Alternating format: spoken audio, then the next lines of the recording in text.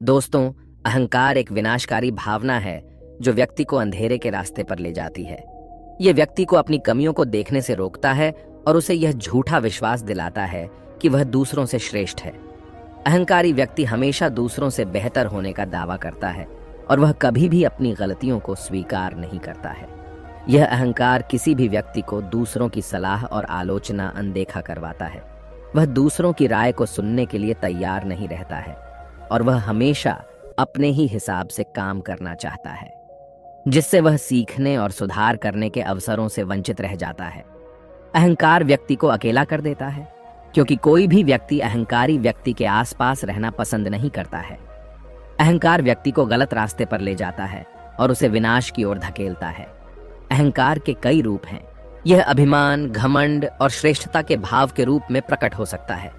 अहंकार व्यक्ति के जीवन में कई समस्याएं पैदा करता है। यह उसके रिश्तों को खराब करता है और उसे सफल होने से रोकता है। अहंकारी व्यक्ति अक्सर दूसरों को दुख देता है और वह खुद भी दुखी रहता है। चलिए इसे आज की बौद्ध कहानी के माध्यम से समझते हैं और यह भी जानने का प्रयास करते हैं कि आखिर इसका समाधान क्या है और अपने अहंकार को नियंत्रित करने के लिए हम क्या कर सकते हैं। बहुत समय पहले की बात है। एक छोटा सा राज्य था। उस राज्य में एक व्यापारी रहता था जो बहुत अमीर था, जिसके पास किसी चीज की कोई कमी नहीं थी। उसके पास वो सारी सुख सुविधाएं थीं जो वह चाहता था। उसका एक पुत्र भी था जो अब युवा हो चुका था। उस व्यापारी के पुत्र ने अब तक अपने जीवन में कोई दुख नहीं देखा था। जो भी वह चाहता था वह व्यापारी उसे सब कुछ लाकर दे देता था, जिस कारण उसे अपने जीवन में किसी प्रकार के दुख का अनुभव अब तक नहीं किया था। उस व्यापारी के पुत्र के कई सारे मित्र भी थे। उसके पास अथाह संपत्ति थी। धन दौलत की उसके पास कोई कमी नहीं थी। लेकिन एक दिन अचानक वह व्यापारी बीमार पड़ गया और देखते ही देखते उसकी बीमारी ने उस पर पूरी तरह से पकड़ बना ली थी। वह व्यापारी अपने जीवन की आखिरी सांसें गिन रहा था। अब उस व्यापारी को यह प्रतीत होने लगा था कि वह नहीं बच पाएगा। उसका अंतिम समय आ चुका है। इसीलिए उसने अपने पुत्र को अपने पास बुलाया और उससे कहा, बेटा, तुमने आज तक केवल सुख ही देखा है। तुम्हें जो कुछ चाहिए था वो मैंने सब कुछ तुम्हें लाकर दिया, इसलिए तुमने आज तक दुख का अनुभव नहीं किया। दुख क्या होता है ये तुम्हें पता तक नहीं, और इसी बात की चिंता मुझे खाए जा रही है कि जब तुम्हारे पर दुखों के बादल मंडराने लगे तो तुम सह नहीं पाओगे। इसीलिए आज मैंने तुम्हें यहाँ पर बुलाया है।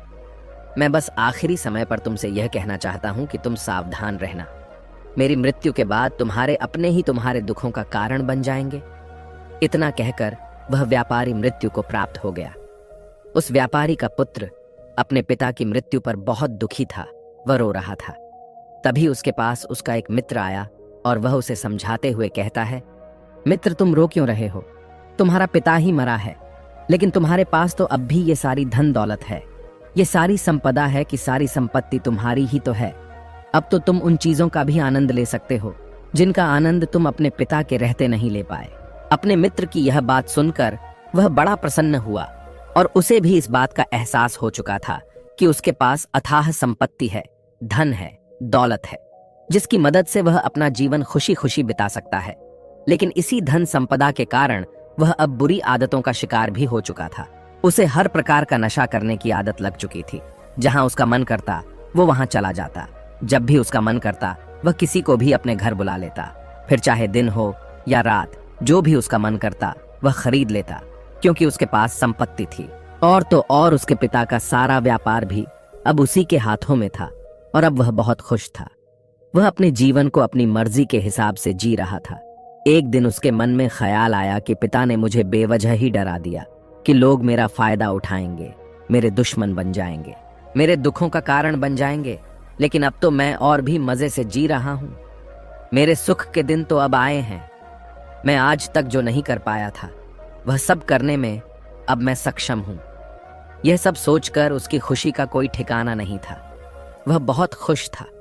तभी एक दिन उस राज्य में एक बहुत बड़ा अस्पताल का निर्माण हो रहा था और इस अस्पताल के निर्माण के समय पर एक घोषणा करवाई गई कि जो भी इस अस्पताल के लिए सबसे अधिक दान देगा उसका नाम उस अस्पताल के एक पत्थर पर स्वर्ण अक्षरों में लिखा जाएगा। जब उसके मित्र ने यह बात सुनी तो वह दौड़ा दौड़ा उसके पास आया और उसे सारी बात बता दी। तब उस व्यापारी के पुत्र ने यह तय किया कि वह अस्पताल को सबसे बड़ा दान देगा, और उसने ऐसा ही किया। और साथ ही यह भी निश्चित हो गया कि उसका नाम उस अस्पताल के एक पत्थर पर स्वर्ण अक्षरों में लिखा जाएगा। लेकिन जब वह दान देकर वापस घर की ओर लौट रहा था तो रास्ते में उसे एक साधु मिले जो भोजन की मांग कर रहे थे। इस पर वह घमंडी व्यापारी का पुत्र कहता है, तुम जैसे लोग केवल 2 वक्त की रोटी के लिए हमेशा चिल्लाते रहते हो। पता नहीं तुम लोग कहां से आ जाते हो, और भगवान तुम लोगों को पैदा ही क्यों करता है। तुम लोग गंदगी हो, तुम्हें जीने का कोई हक नहीं, केवल अपना पेट भरने के लिए। 2 वक्त की रोटी के लिए तुम किसी के सामने भी झुक जाते हो। यदि झुकना ही है तो उस ईश्वर के सामने झुको। शायद वह तुम्हारी गलतियों को माफ कर दे और तुम्हें एक अच्छा जीवन प्रदान करे। हो सकता है वह तुम्हें भोजन भी दे दे। वह लड़का उन साधु को खरी खोटी सुनाकर वहां से चला गया। धीरे धीरे उस लड़के के पास उसके मित्रों, सहयोगियों और रिश्तेदारों की संख्या बढ़ने लगी। अब हर कोई उससे बिना पूछे कोई काम नहीं करता था। हर चीज में उसी से पूछा जाता था, जिस कारण उस लड़के को लगने लगा था कि अब मेरे बिना कोई काम नहीं हो सकता। जो भी हूं मैं ही हूं। जिस कारण उस लड़के का अहंकार अब 7वें आसमान पर था। सभी लोगों ने उसका मन जीत लिया था। सब लोग उसके विश्वास पात्र बन चुके थे। उस लड़के के पास अपार धन था, जिस कारण सब उससे जुड़े हुए थे। लेकिन यह बात उस लड़के को समझ नहीं आ रही थी। सभी लोग विश्वास के नाम पर अब उस लड़के से धन उधार लेने लगे थे, और वह भी खुशी खुशी लोगों को धन उधार में दे दिया करता है। जो कोई उसे धन उधार लेने आता, वह जितना मांगता वह उससे ज्यादा ही उन्हें दिया करता, क्योंकि वह सभी की नजरों में अपने आप को साबित करना चाहता था। वह अपने आप को महान दिखाना चाहता था। लेकिन धीरे धीरे उसकी बुरी आदतों के कारण अब उसका व्यापार चौपट होने लगा था। देखते ही देखते एक दिन व्यापार में उसे बहुत बड़ा घाटा हुआ। उसका पूरा व्यापार कर्ज में डूब गया। अब वह बहुत परेशान हो चुका था, बहुत चिंतित हो चुका था। उसे यह समझ नहीं आ रहा था कि आखिर ये सब क्या हुआ। मेरे पास तो कुछ समय पहले अपार धन था, और आज मेरे ऊपर बहुत बड़ा कर्जा है जिसे मुझे चुकाना ही होगा। तभी उसे उधार दिया हुआ धन याद आया, जो उसने अपने मित्रों और सहयोगियों को दिया था, अपने रिश्तेदारों को दिया था। उसने सभी से वह अपना दिया हुआ कर्ज वापस मांगना शुरू किया। लेकिन किसी ने भी उसका दिया हुआ कर्ज उसे वापस नहीं दिया, बल्कि लोगों ने उसे दुत्कार कर वहां से भगा दिया। वे एक एक करके सभी के पास गया, लेकिन किसी ने उसकी कोई मदद नहीं की। देखते ही देखते उसका सब कुछ बिक गया। अब उसके पास कुछ न था। वह सड़क पर आ चुका था। तभी वह यह सोचने लगा कि अपने सुख के दिनों में मैं यह नहीं जान पाया कि मैं अपने शत्रुओं से घिरा हुआ हूं। मेरे पिताजी सही कहते थे कि मेरे अपने ही मेरे दुखों का कारण बनेंगे। पिताजी, आपका धन्यवाद। लेकिन मैं आपकी बातों को समझ नहीं पाया, और आज देखिए क्या हो गया। वह सारा दिन यहां से वहां भटकता रहा और सोचता रहा कि अब आगे क्या होगा, वह कैसे खाएगा, कहां रहेगा और कैसे सोएगा। उसे अपने पिता की याद सता रही थी। वह उन्हें याद कर करके रो रहा था। उसकी आंखों से आंसू बह रहे थे। लेकिन अब बहुत देर हो चुकी थी, और अब धीरे धीरे उसे भूख भी लग रही थी। तभी उसने सोचा कि मैं उसी अस्पताल पर चलता हूं जहां पर पत्थर पर मेरा नाम स्वर्ण अक्षरों में लिखा गया है। मैं जाकर वहां पर कुछ मदद मांगता हूं। वह वहां पहुंचा और वहां के मालिक से वह कहता है, आपने मुझे पहचाना? मैं वही हूं जिसने इस अस्पताल को सबसे बड़ा दान दिया है, और मेरा नाम इस अस्पताल के पत्थर पर स्वर्ण अक्षरों में लिखा गया है। हालांकि इस समय मेरी हालत कुछ खराब है और मेरे पास खाने के लिए भी कुछ नहीं है। क्या आप मुझे कुछ भोजन दे सकते हैं? मैं भूखा हूं। मुझे बहुत जोरों की भूख लगी है। मेरे अपनों ने मुझे धोखा दे दिया है। क्या आप मुझे कुछ भोजन दे सकते हैं? तभी मालिक कहता है, भिखारियों को भोजन इस अस्पताल के बाहर दिया जाता है। अस्पताल के अंदर नहीं जाओ और जाकर बाहर बैठ जाओ। और रही बात तुम्हारे नाम की, तो भिखारियों का नाम अस्पताल के पत्थर पर स्वर्ण अक्षरों में नहीं लिखा जाता। मालिक ने तुरंत ही उस लड़के का नाम अस्पताल के उस पत्थर पर से हटवा दिया, और फिर एक बार घोषणा करवा दी कि अस्पताल को जो सबसे बड़ा दान देगा, उसका नाम इस अस्पताल के पत्थर पर स्वर्ण अक्षरों में लिखा जाएगा। ये सब देखकर वह लड़का बड़ा हैरान था, बड़ा अचरज में था। वह मन ही मन रो रहा था और सोच रहा था कि जीवन कितना दुखदाई है। जीवन बहुत छोटा है। अब मैंने जान लिया कि पत्थर पर लिखा हुआ नाम भी मिटाया जा सकता है, और यदि पत्थर पर लिखा हुआ नाम मिटाया जा सकता है तो इस जीवन का क्या मोल। यह जीवन भी कभी भी समाप्त हो सकता है। उस लड़के को जोरों की भूख लगी थी। वह अस्पताल के बाहर जाकर एक कोने में बैठ गया। लोग आते रहे और भिखारी को कुछ न कुछ दान देते रहे। लेकिन वह लड़का, उसकी हिम्मत ही नहीं हो रही थी कि वह भीख मांग सके, और न ही वह उन भिखारियों में बैठना चाहता था। देखते ही देखते दोपहर से रात का समय हो चुका था, लेकिन अब तक उसे कुछ भी न मिला था। लेकिन उसकी भूख बढ़ती चली जा रही थी और उसे जोरों की भूख लगी थी। पहली बार उसने अपनी भूख को जाना था, अपने पेट की इस आग के बारे में जाना था, और इस भूख के कारण वह इतना परेशान हो चुका था कि उसने तय किया कि वह अस्पताल से ही कुछ चुरा लेगा और उसे खाकर अपना पेट भर लेगा। जैसे ही वह वहां से उठता है, तभी वह साधु वहां पर आ जाते हैं, जिसे उस लड़के ने बहुत खरी खोटी सुनाई थी। वह साधु उस लड़के के पास आकर कहते हैं, बेटा, हम पहले भी मिल चुके हैं। वह साधु भिक्षा से वापस लौट रहे थे। उन्होंने कुछ भोजन उसे देते हुए कहा, ये लो, खा लो, तुम्हें जोरों की भूख लगी होगी। मैं तुम्हें जानता हूं, मैं समझता हूं कि हालात तुम्हें जबरदस्ती झुकाना चाहते हैं, लेकिन तुम लोगों के सामने झुकना नहीं चाहते।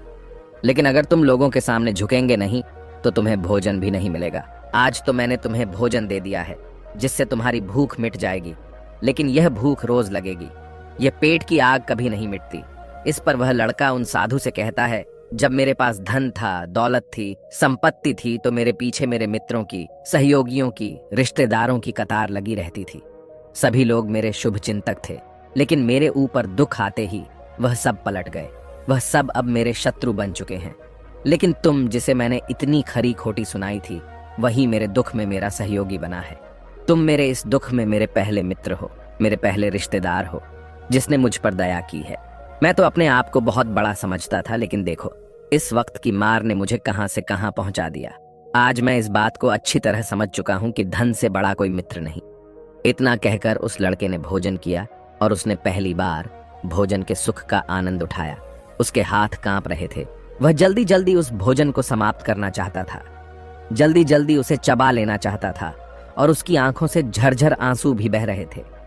उसे ऐसा प्रतीत हो रहा था मानो आज से पहले ऐसा लजीज भोजन उसने आज तक न किया हो। भोजन करते वक्त जो अनुभव से प्राप्त हुआ, ऐसा अनुभव उसे आज तक नहीं मिला था। तभी वह साधु से कहता है, ये कैसा सुख है, मैं इस दुख में भी इस भोजन के संतुष्टि का अनुभव कर पा रहा हूं। तभी वह साधु कहते हैं, जहां संतुष्टि होती है वहां सुख का अनुभव होता है, लेकिन सावधान, संतुष्टि बहुत खतरनाक भी होती है। जब संतुष्टि हमारी आवश्यकताओं, हमारी इच्छाओं से ऊपर उठ जाती है, तब यह दुख के दर्शन भी हमें कराती है। आज जो भोजन तुम कर रहे हो, ऐसा भोजन यदि तुम्हें पहले प्राप्त होता तो तुम इसे छूते तक नहीं। लेकिन आज इसी भोजन को करके तुम्हें संतुष्टि मिल रही है। लेकिन जब तुम्हारे पास धन था, दौलत थी, तब तुमने इससे भी अच्छा भोजन किया होगा, लेकिन तब तुम्हें संतुष्टि नहीं मिली होगी, वह सुख प्राप्त नहीं हुआ होगा जो तुम आज अनुभव कर रहे हो। लेकिन सावधान, अगर ऐसा ही भोजन तुम्हें रोज मिलता रहे तो तुम और भी अच्छे भोजन की कामना करने लगोगे, और इसी कामना की संतुष्टि के लिए तुम्हारे मन में दुख पैदा होगा। और जब तुम अपने मन की इस कामना की संतुष्टि कर दोगे तो तुम्हें सुख भी प्राप्त होगा, लेकिन ये सुख आएगा और चला जाएगा। और जब तुम्हारे जीवन में इसी प्रकार के भोजन हमेशा आते रहेंगे और जाते रहेंगे, तो तुम किसी और कामना, किसी और इच्छा की ओर आगे बढ़ने लगोगे। तब तुम किसी और इच्छा की पूर्ति करना चाहोगे, तुम किसी और इच्छा की संतुष्टि करना चाहोगे, और जब वह इच्छा पूरी नहीं होगी, जब तुम्हें संतुष्टि नहीं मिलेगी, तो तुम्हें दुख होगा, तकलीफ होगी, पीड़ा होगी, और यह श्रृंखला ऐसे ही आगे बढ़ती चली जाएगी। लेकिन जब तुम्हारे पास धन था, दौलत थी, तब तुमने इससे भी अच्छा भोजन किया होगा, लेकिन तब तुम्हें संतुष्टि नहीं मिली होगी, वह सुख प्राप्त नहीं हुआ होगा जो तुम आज अनुभव कर रहे हो। लेकिन सावधान, अगर ऐसा ही भोजन तुम्हें रोज मिलता रहे तो तुम और भी अच्छे भोजन की कामना करने लगोगे, और इसी कामना की संतुष्टि के लिए तुम्हारे मन में दुख पैदा होगा। और जब तुम अपने मन की इस कामना की संतुष्टि कर दोगे तो तुम्हें सुख भी प्राप्त होगा, लेकिन ये सुख आएगा और चला जाएगा। और जब तुम्हारे जीवन में इसी प्रकार के भोजन हमेशा आते रहेंगे और जाते रहेंगे, तो तुम किसी और कामना, किसी और इच्छा की ओर आगे बढ़ने लगोगे।